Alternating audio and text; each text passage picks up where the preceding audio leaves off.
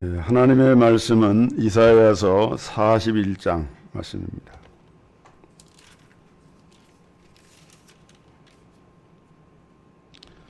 이사야서 41장 17절부터 24절 말씀까지 봉독하겠습니다. 구약성경 1015면 이사야 41장 17절입니다. 가련하고 빈핍한 자가 물을 구하되 물이 없어서 갈증으로 그들의 혀가 마를 때에 나 여호와가 그들에게 응답하겠고 나 이스라엘의 하나님이 그들을 버리지 아니할 것이라. 내가 저 산에 강을 열며 골짜기 가운데 샘이 나게 하며 광야로 못이 되게 하며 마른 땅으로 샘 근원이 되게 할 것이며 내가 광야에는 백향목과 시띠나무와 화석류와 들감람나무를 심고 사막에는 잣나무와 소나무와 황양목을 함께 두리니 무리가 그것을 보고 여호와의 손이 지은 바요 이스라엘의 거룩한 자가 창조한 바인 줄 알며 헤아리며 깨달으리라. 나 여호와가 말하노니 너희 우상들은 소송을 일으키라. 야곱의 왕이 말하노니 너희는 확실한 증거를 보이라. 장차 당할 일을 우리에게 진술하라. 또 이전 일에 어떠한 것도 고하라. 우리가 연구하여 그 결국을 알리라. 혹 장래사를 보이며 후래사를 진술하라. 너희의 신됨을 우리가 알리라. 또 복을 내리든지 화를 내리라. 우리가 함께 보고 놀라리라. 과연 너희는 아무것도 아니며 너희 일은 허망하며 너희를 택한 자는 가증하니라. 아멘.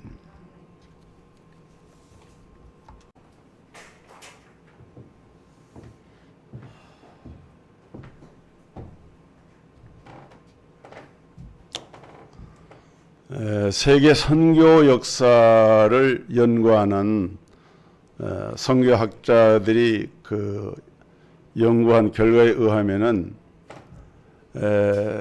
세계 역사 가운데서 선교를 주도하는 국가는 그 시대를 주도했고 그 시대에 앞서간 그런 나라가 되었다, 이런 얘기를 합니다. 예를 들어서 로마가 기독교 복음운동을 펼칠 때 로마는 세계적인 나라가 되었고, 또 영국이 대영 제국으로 복음운동을 펼칠 때 세계에 영향을 미치는 나라가 되었고, 또 미국이 세계 선교를 주도하면서 오늘날 가장 강력한 국가를 이루고 있는 것을 볼 수가 있고, 또 그런 점에서는 우리 대한민국도 예외가 아니다.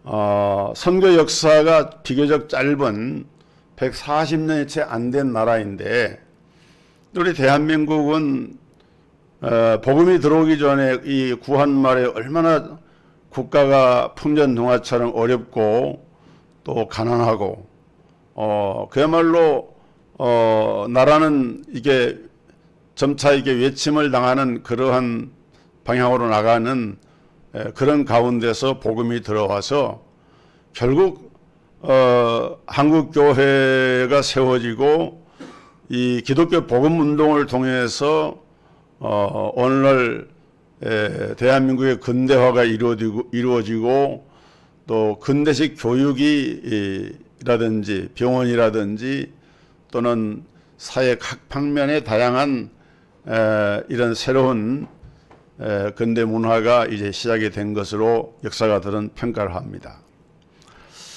그런데 이제 앞으로 이 선교 운동의 주도권이 어디로 가는가라고 할 때에 선교학자들이 주목하는 나라가 있는데 그 나라가 중국이에요. 중국은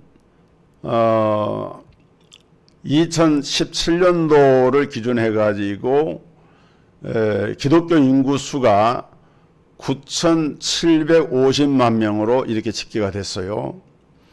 그리고 앞으로 2030년이 되면은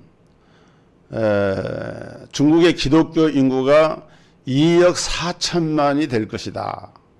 이거는 미국 인디애나주의 퍼퓨 대학교의 팽강 양이라고 하는 교수가 이 중국의 기독교 상황을 이제 두고 연구한 것인데 2030년이 되면은 중국 기독교 인구가 2억 4천만이 된다는 거예요. 확실히 그게 될지는 모르지만은 학자의 하나의 전망이니까 이제 그럴 가능성이 있다고 보는 것이죠. 지금이 벌써 1억이 넘어가니까 1억이면은 중국의 인구가 14억인데 한 7%, 8% 우리나라의 이 경상도가 우리나라의 가장 보건율이 낮은데 부산이나 이런 경상도 지역이 한 10% 내외밖에 안 되거든요. 그럴 정도로 중국에가 기독교인들이 많이 일어나고 있어요. 그리고 지하교회를 중심으로 중국의 복음화 운동이 상당히 많이 일어나고 있고 제가 알기로도 우리 교단의 선교사님들이 중국에 많이 들어가 있습니다. 선교사들이 많은 활동을 하고 있어요. 그리고 중국이 그때쯤 되면은 지금 시진핑 주석이 장기 집권 체제를 꾸리고 또 어떻게 보면 총통제로 가는 정치적 상황이 있지만은 아마도 중국이 기독교 인구가 이제 2억 4천만이면 20%가 되는 거거든요. 이렇게 되면은 결국은 중국도 민주화의 길을 걷게 될 것이다. 이렇게 전망을 해요. 될지 안 될지 모르지만 전망을 그렇게 하는 거예요. 이제 그렇게 되면은 지금까지 선교의 이런 큰 흐름이 이렇게 로마에서 영국으로, 영국에서 미국으로, 미국에서 한국으로, 다시 중국으로 이게 흐르면서 세계를 주도하는 나라가 어느 나라가 될 것인가 할 때에 중국이 그것을 주도하기가 그 강력한 이런 그 큰 국토와 또 많은 인구와 또 경제력, 근래 세계에서 이제 1000만 단위 이상의 그 국가를 가지고 있는 나라들 가운데서 평균 경제 성장률이 5% 이상을 넘어간 나라는 중국밖에 없어요. 지금도 중국은 경제가 계속해서 이렇게 경제가 발전되고 있는 그런 나라 가운데 하나입니다. 그래서 이 중국의 선교를 우리가 주목할 필요가 있다. 반면에 미국은 어떻게 되는가?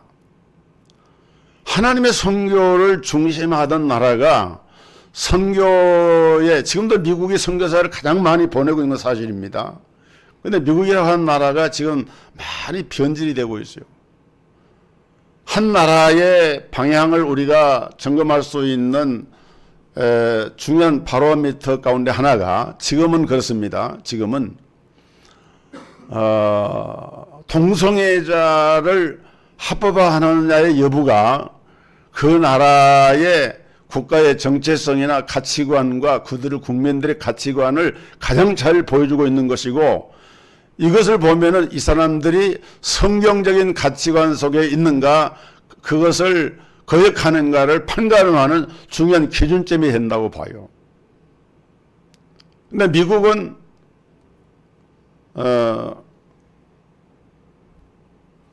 2015년 6월 26일 날 2015년 6월이면 한 7년밖에 안 됐죠.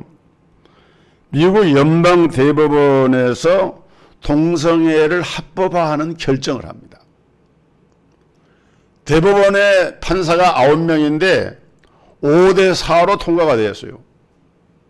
그 전에는 미국의 일부 주에서 동성애를 합법화하고 대다수의 주들은 그걸 반대했는데 이제는 대법원이 최종 판결을 이렇게 내리니까 이제는 동성애를 반대할 수가 없게 됐어요. 다 미국의 전역이 동성애를 받아들이는 그런 나라가 됐어요. 여러분 이것을 두고 오늘의 미국은 선조들의 위대한 건국 정신에서 이탈하고 있다. 1620년 9월 16일 청교도들인 필그림 파더스가 신앙의 자유를 찾아서 신대륙으로 이주를 할 때 이들은 영국 국교회의 반신앙적인 태도와 신앙 탄압의 신앙의 자유를 위해서 오직 하나님을 바로 섬기기 위해서 신대륙 아메리카로 들어간 거예요. 그리고 그들의 국부라고 할 수 있는 초대 대통령을 비롯한 그 지도자들이 철저한 청교도적 신앙을 가지고 세워진 나라가 미국이라고 하는 나라인데, 이제는 성경에 반하는 이러한 동성애를 옹호하고 지지하는, 물론 미국보다도 먼저 우리 지구상에서 가장 먼저 이 동성애를 국가의 법으로 인정한 나라가 덴마크입니다. 그리고 나서 유럽의 여러 나라들, 그리고 미국을 비롯한 소위 선진국이라고 하는 그런 나라들이 인권을 이렇게 옹호하고 인권의 가치를 중시한다고 하는 그런 미명 아래서 반성경적이고 반신앙적인 그런 정책들을 펼치고 있는 거예요. 저 지난번에 한번 말씀했지만은 지금 주한 미국 대사 필립 골드버그라고 하는 사람이 동성애자입니다. 이 사람은 공개적으로 동성애를 표명하고 지난번 시청 앞에 퀴어 축제 할 때도 거기서 찬조 지지 연설을 하고, 미국의 대사관 앞에 가면은 그 동성애자들의 상징 깃발인 무지개를 갖다가 개양을 해놨어요. 그래서 보수 기독교 단체들이 그 앞에 가서 이거는 우리 국가와 국민들을 모욕하는 일이니까 이걸 길을 내려라 라고 하는데 안 내리고 있습니다.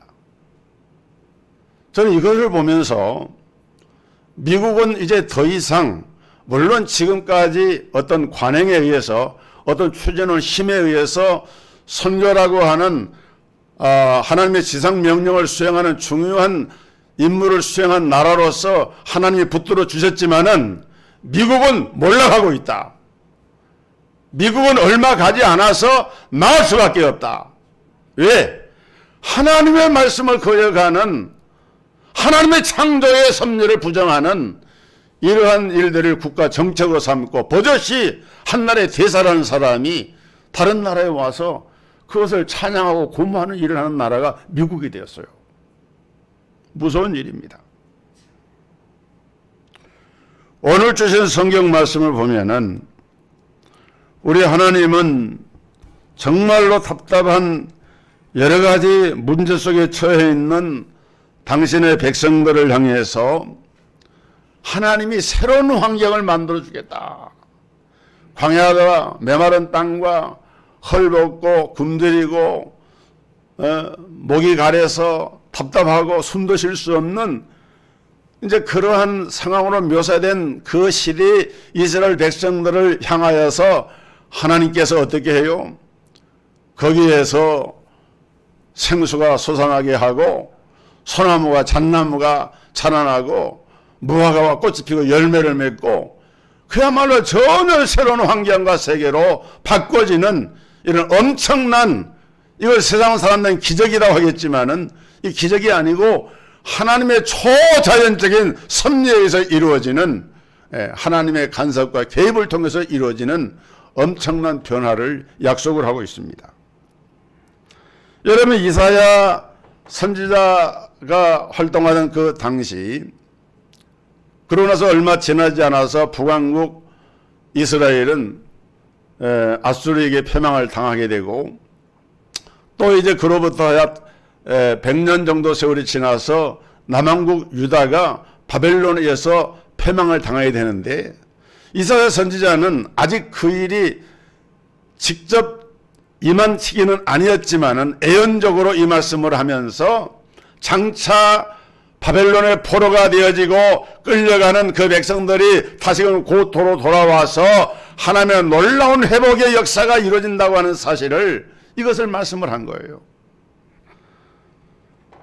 오늘 그렇다면 우리 하나님은 우리 인생의 답답한 이 문제를 어떻게 변화를 시켜주시고 또 문제에 대한 답을 주신다고 말씀을 했는가? 먼저 우리는 인생 문제 해결이 안 되는 이유, 왜 사람이 살아가면서 이게 답답한가 라고 하는 것에 대한 이유를 본문에서 몇 가지로 살펴볼 수가 있는데, 첫째는 뭔가 하면은 사람이 자기 힘으로 문제를 해결하려 하기 때문에 삶이 답답해지고 어려워진다는 거예요. 당시 이스라엘과 유다 백성들은 오늘날 우리 대한민국처럼 열방의 틈바구니 속에서 살았습니다. 지금 우리나라는 사실 작은 나라가 아니죠. 세계 7위의 무역국이 됐잖아요. 우리는 무역으로 먹고 사는 나라인데 수입액과 수출액을 합친 금액이 세계 7위에 해당이 돼요. 엄청난 경제 부국이 됐어요. 그런데 우리나라는 어떤 상태입니까? 이번에 윤석열 대통령이 펠로시 미국의 하원 의장이 미국의 국가 서열 3위예요.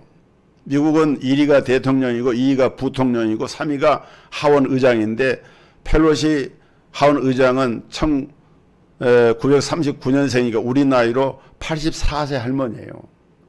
그런데 그 하원 의장이 지금 대만을 거쳐서 몇 개 나라를 거쳐서 우리나라에 들어왔는데 대통령이 만나주질 않는 거예요. 전화만 통화를 했어요. 뭐 여러분 정치 관심 있는 뭐 들어도 보시겠지만은 이게 그럴 일이 아니거든요. 더군다나 윤석열 정부는 친미 정책을 표방하는 정부인데 당연히 펠로시 의장 만나야죠. 예. 우리나라가 한미 방위조약에 의해서 우리나라의 가장 1순위 정책은 한미가 단단하게 결속된 정책이에요. 다른 것은 제2, 제3이에요. 우리나라는 국가 안위가 가장 중요하기 때문에 안보가 가장 중요하기 때문에 북한이라고 하는 이 핵으로 무장한 우리의 동족이 있는 상태에서는 아무리 우리가 재래식 미사일이나 재래식 탱크나 이런 걸 개발하고 한다 하더라도 핵 한 방에 모든 게 끝나버립니다. 그러니까 미국의 핵 우산에 보를 받지 않으면 안 되는 거예요. 그리고 또 미국이 실제적으로 현재 강대국 아닙니까? 그런데 안 만나지 않은 이유가 뭡니까? 같은 서울에 있는데 펠로시 의장의 숙소가 윤석열 대통령 숙소하고 한 10분 거리면 가는 거리인데 중국의 눈치를 보니까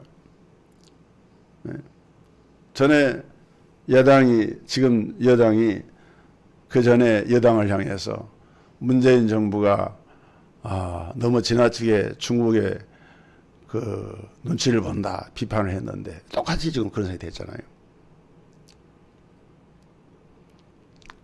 그래서 그 뭘 얘기하냐면 우리나라 국가 현실이 그런 거예요.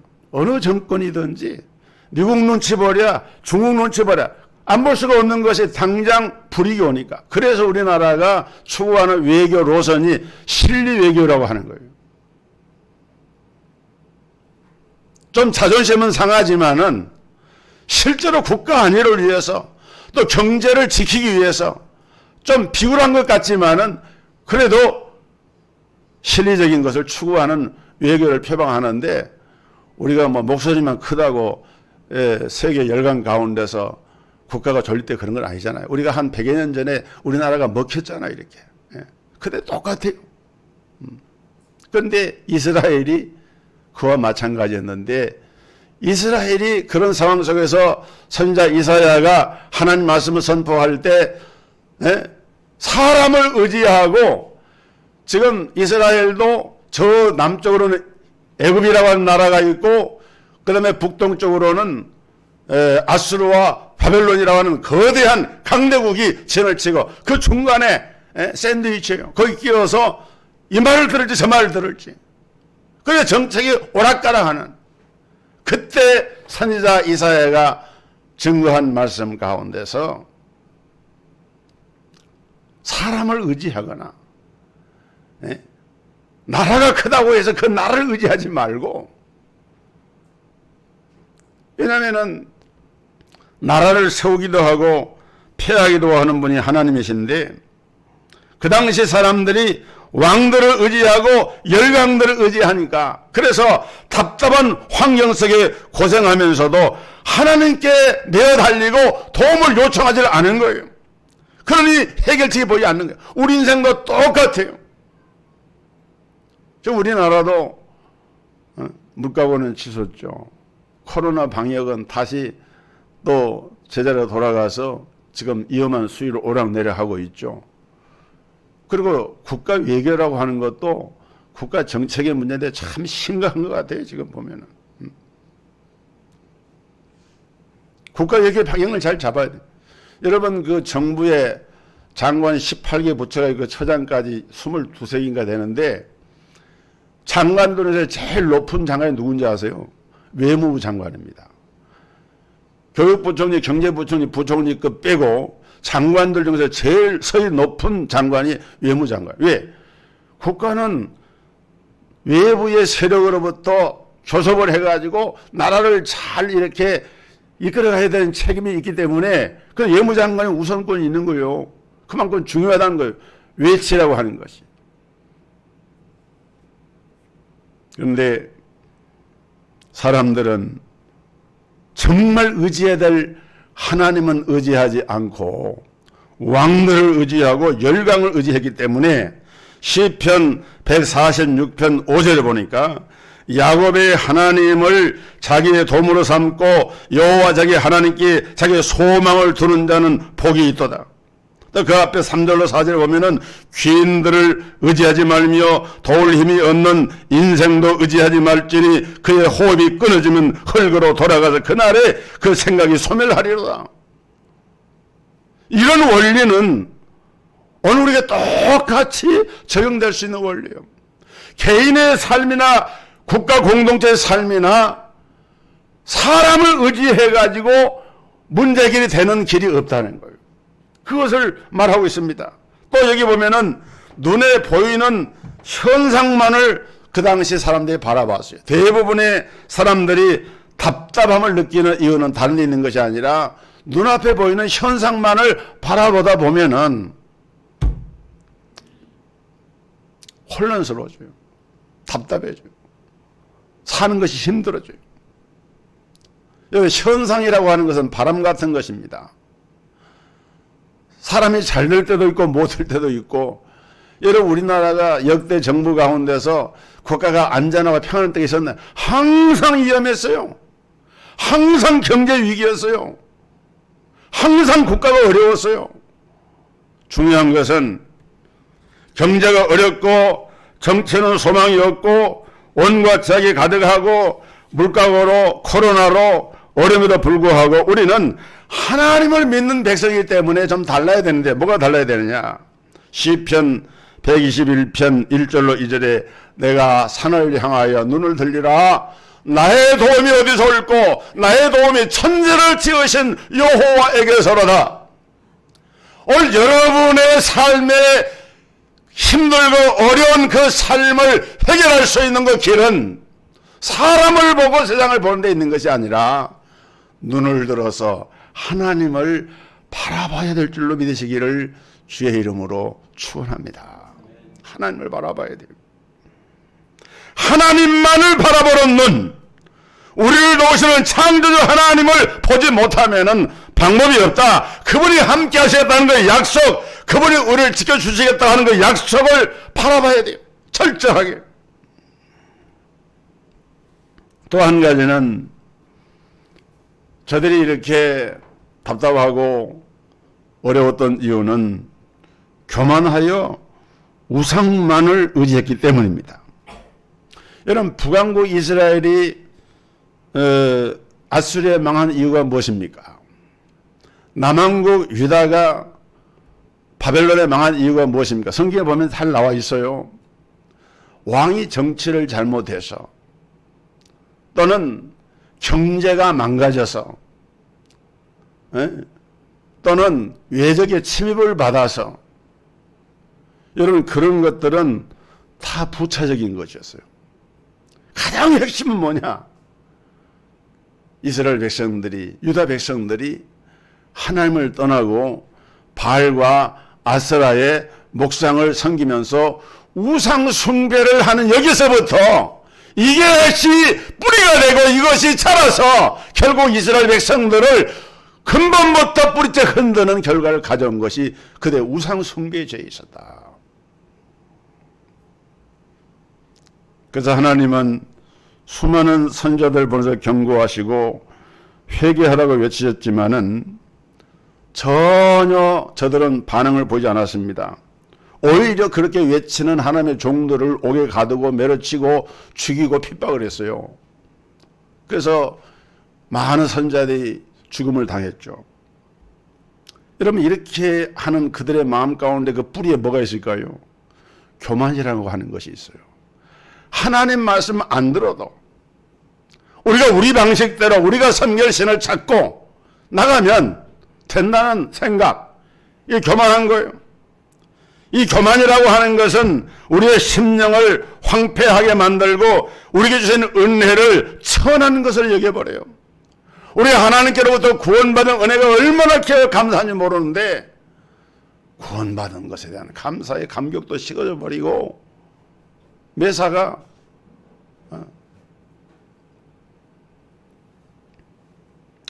우리 하나님은 교만한 자를 물리치신다.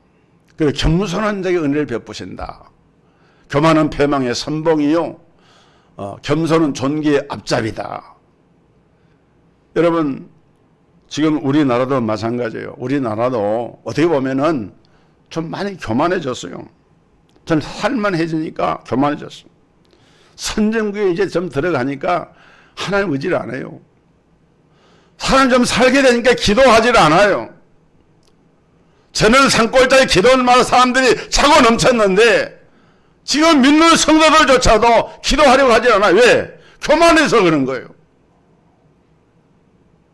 뭐 하나님 안 섬겨도 살만 안 해? 그리고 이 우상에 대한 인식들이 사람들이 정치인으로부터 시작해서 정치인들이 표 얻으려고 기독교 장로고 기독교 안수집사고 기독교 권사고 이런 분들이 선거 때만 되면은 사찰에 가서 거기 공양하고 참배하고 절하고 이렇게 하는 것을 그냥 자연스럽게 하는 나라가 돼버렸어요. 그걸 보면서 아, 저래도 되는구나. 그렇게 해서 또 그 사람들이 또 당선이 돼요.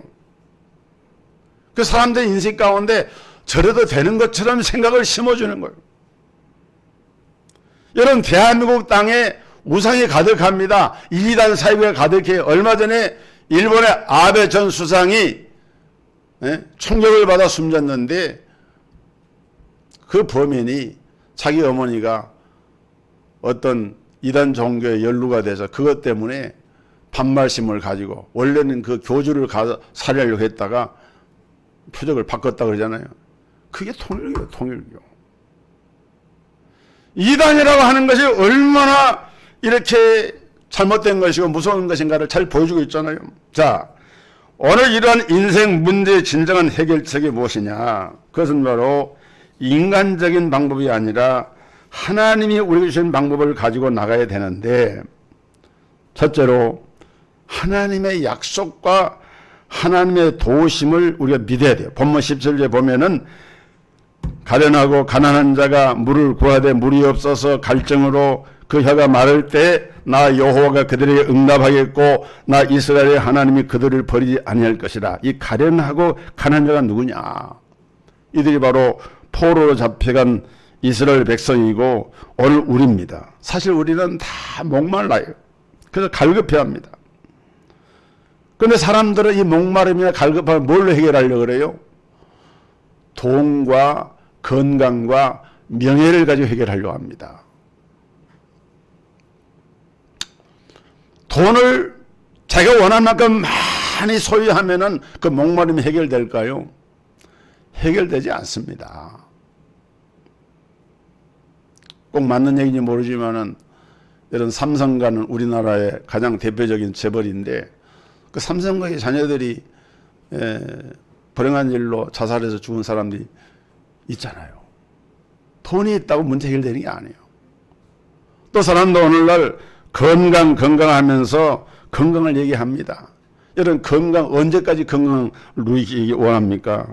그리고 건강을 누리지 못한 건 저주받은 것이고 그것은 뭐 잘못된 것인가요? 그렇지 않아요. 오히려 몸이 약한 자가 하나님께로 받던 은혜가 더 커요. 사도 바울에게 건강이 없었어요. 사도 바울은 몸이 늘 건강하지 못했어요. 그래서 의사 누가가 그림자처럼 수행을 하면서 그 사도 바울을 도왔습니다. 자기 자신은 능력을 행하고 그가 들고 있던 손수건을 이렇게 올리기만 해도 병자들이 고침을 받고 독사에 물려도 다 죽을 것이다 하고 멜리데 섬에서 독사에 물렸잖아요. 다 죽을 것이다 했는데 죽지도 않고. 근데 본인은 그 몸으로 선교사역을 하는데 얼마나 힘이 드는지 몰라요. 늘 육체에 가시가 있어. 건강의 목마름이 우리가 건강하다라고 하는 것이 우리 인생의 문제다. 그렇다고 해서 바울이 행복하지 않았느냐? 바울은 정말 행복한 사람이었어요. 건강하지 못했지만 그렇다고 해서 우리가 무슨 하나님 주신 건강 자체를 무가치한 것을 얘기하는 그런 말이 아닙니다. 문제는 건강하면은 모든 인생 문제 목마름이 해결될 것이라 생각하는 착각에서 벗어나가는 거예요. 몸이 병들었어도 약해도 오히려 하나님 앞에 기도하면서 살아계신 하나님을 붙잡는 그런 믿음을 가지게 될 때에 오히려 그 약한 것이 내게 강한 것이 되어지고 하나님의 살아계심을 체험하는 기회가 되는 거 아닙니까?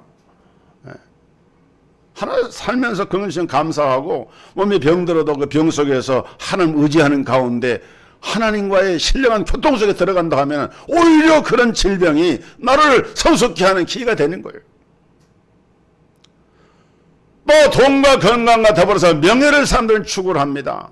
높은 지위나 세상에서 다른 사람들로부터 인정을 받는 그런 명예를 추구합니다. 그러나 이런 것들이 우리 인생의 목마름을 해결하지 못한다. 그래서 요한복음 7장 38절에 나를 믿는 자는 그 배에서 생수의 강이 흘러나려 그랬어요.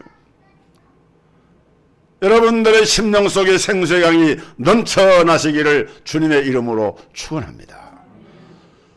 성령의 생수의 강이 넘쳐나면 여러분 로마서 8장에 보면은 성령의 생명의 생수가 너를 병에서도 자유할 뿐만 아니라 죽음에서 너를 건져내신다 그렇게 말씀을 했어요.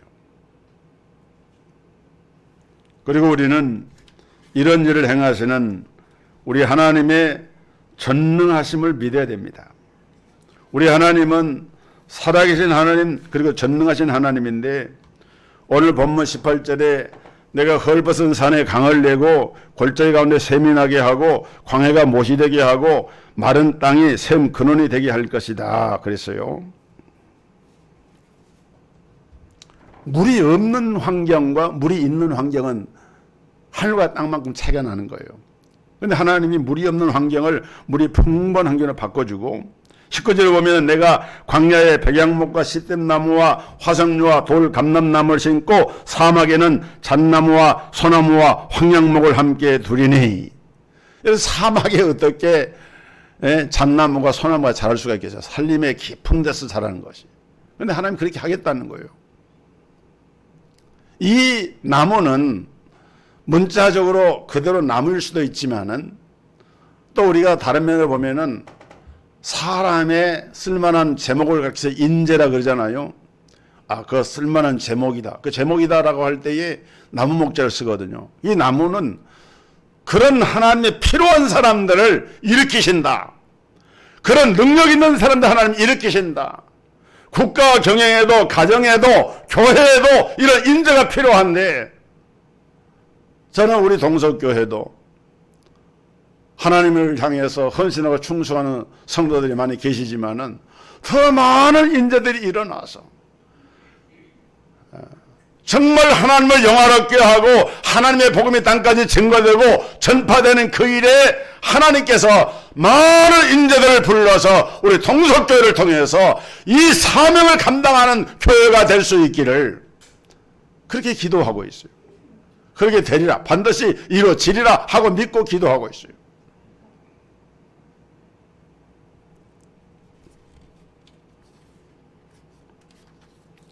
(20절에) 보면은 무리가 보고 여호와의 손이 지으신 바요 이스라엘의 거룩한 이가 이것을 창조하신 바인 줄을 알며 함께 헤아리며 깨달으리라.